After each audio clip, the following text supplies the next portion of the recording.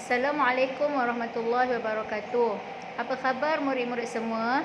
Ustazah harap murid-murid semua berada dalam keadaan sihat dan sejahtera. Murid-murid semua masih kenal Ustazah? Siapa? Ya, Ustazah adalah Ustazah Hafizah binti Ahmad Khairani. Kalau tahun sudah, saya mengajar kamu hanyalah sebagai guru pendidikan Islam. Tapi tahun ni saya menjadi guru kelas kamu yang baharu. Okey, baiklah. Hari ini kita akan mempelajari mata pelajaran pendidikan Islam tahun 5. Murid-murid masih belum mempunyai buku teks kan?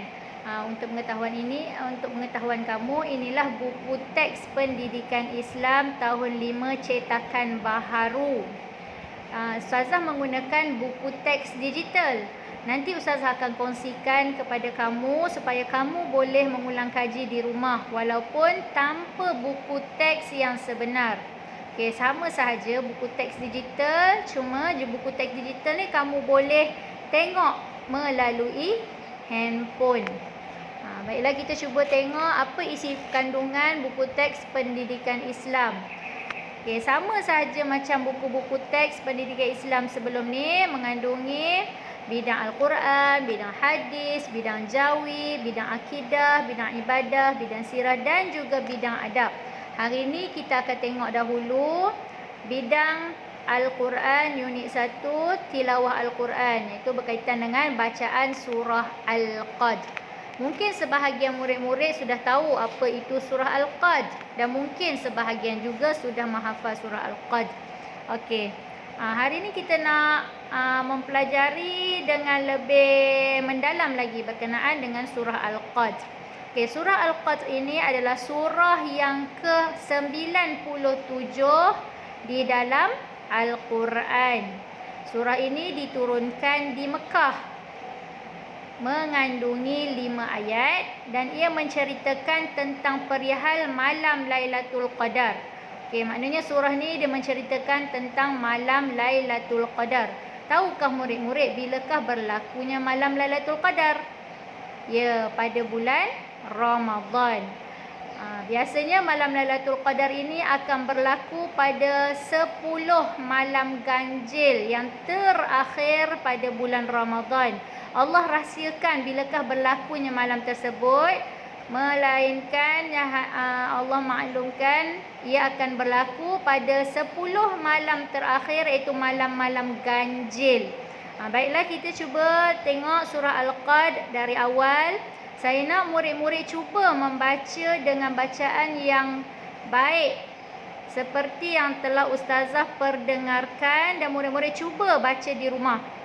Baik, dengar betul-betul Ustazah baca. A'udzubillahi minasyaitonirrajim. Bismillahirrahmanirrahim. Inna anzalnahu fi lailatul qadr. Dengar, ada ra bunyikan di akhirnya tu, huruf ra tetap berbunyi. Qad. Ada bunyi ra kan? Wa ma adraka ma lailatul qadr. Bunyi lagi ra tu. Lailatul qadri khairum min alfi syahr. Syah. Ada bunyi belakang dia. Tanazzalul malaikatu warruhu fiha bi'izni rabbihim min kulli amr. Bunyi belakang dia. Salamun hiya hatta matla'il fajr. Belakang juga fajr. Ada bunyi juga sikit di belakang dia. Baik, sekali lagi saya nak murid-murid cuba baca bersama-sama dengan saya dari awal. Bismillahirrahmanirrahim. Inna anzalnahu fi lailatul qadr. Wa ma adraka ma lailatul qadr. Lailatul Qadri khairum min alfi syahr. Tanazzalul malaikatu warruhu fiha bi'izni rabbihim min kulli amr. Salamun hiya hatta matla'il fajr. Boleh murid-murid cuba baca di rumah. Dan kalau boleh cuba suruh mak atau ayah kamu dengar. Tak boleh baca seorang-seorang. Kalau di sekolah ustazah boleh dengar bacaan kamu, tapi kalau kamu di rumah kamu perlu perdengarkan bacaan kamu kepada mak, ayah ataupun kakak, abang. Kalau ada nenek, suruh nenek dengar. Tak nak baca seorang-seorang. Kadang-kadang kalau kita baca seorang-seorang ni kita rasa macam betul je kita baca. Padahal tak betul. Sebab itulah kita kalau membacanya kita perlu talaqi musyafahah. Talaqi musyafahah ni maksudnya berhadapan. Tapi oleh kerana kamu berada di rumah, ustazah hanya boleh sampaikan. Tapi ustazah nak dengar, kamu suruh mak ayah kamu dengar. Sebab kamu buat masa ni ustazah tak dapat nak dengar lagi. Cuba kamu tengok seterusnya muka surat yang lain. Okey. Kalau yang ni samalah. Kalau kamu berhadapan dengan ustazah, ustazah boleh suruh kamu baca satu persatu.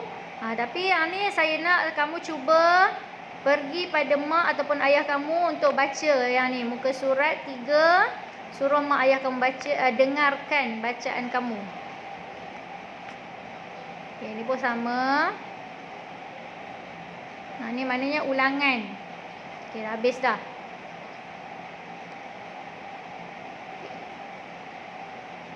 Baik. Setelah kamu membaca surah ni di hadapan mak dengan ayah kamu, saya nak kamu cuba menyalin surah Al-Qadr dengan tulisan yang baik.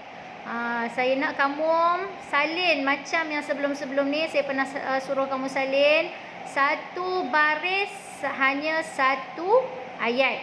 Okey, contoh ayat pertama Bismillah. Baris pertama Bismillah. Kemudian selang 2 baris. Dah selang 2 baris, tulis Inna anzalnahu fi lailatul qadr. Tulis ayat 1 depan dia. Kemudian selang ayat yang kedua pula.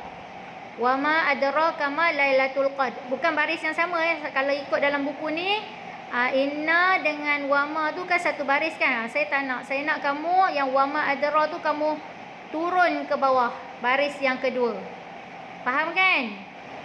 Saya harap murid-murid bolehlah membaca surah ini dengan baik. Kemudian menyelesaikan tugasan yang saya beri ini dengan sempurna. Okey, setelah selesai semua kerja kamu, setelah selesai baca dengan mak ayah, kemudian saya nak kalau boleh kamu cuba rakam kamu punya bacaan dan kamu snap kerja kamu dan hantar kepada saya secara personal. Boleh ya? Baiklah, saya rasa setakat ini sahaja dahulu. Kita bertemu lagi di lain kali. Assalamualaikum warahmatullahi wabarakatuh.